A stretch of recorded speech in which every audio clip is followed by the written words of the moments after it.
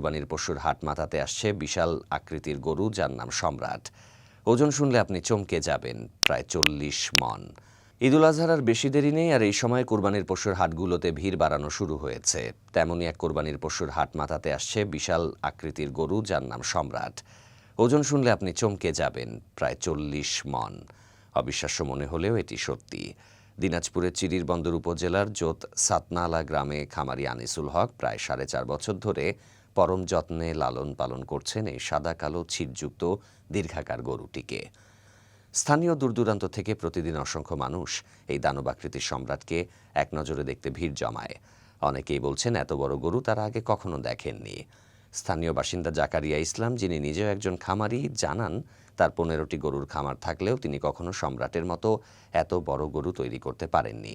রবিউল ইসলাম নামের আরেক দর্শক বলেন, এমন বড় গরু পালন করার ইচ্ছে তার আছে, কিন্তু এটি অনেক যত্ন আর অর্থের ব্যাপার। তিনি বিশ্বাস করেন এবছর দিনাজপুরের সবচেয়ে বড় গরু হলো এই সম্রাট।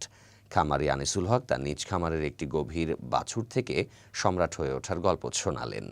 তিনি জানান গরুটির বয়স এখন 4 বছর 8 মাস।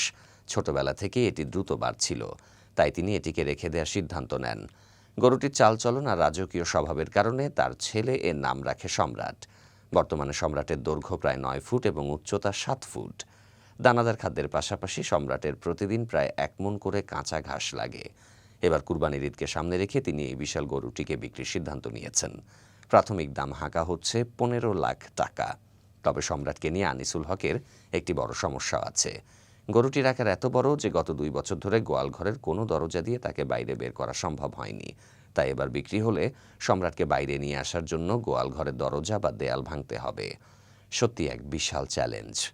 কোরবানির পশুর হাটে এই সম্রাট যে এবার বিশেষ আকর্ষণ হতে চলেছে তাতে কোনো সন্দেহ নেই।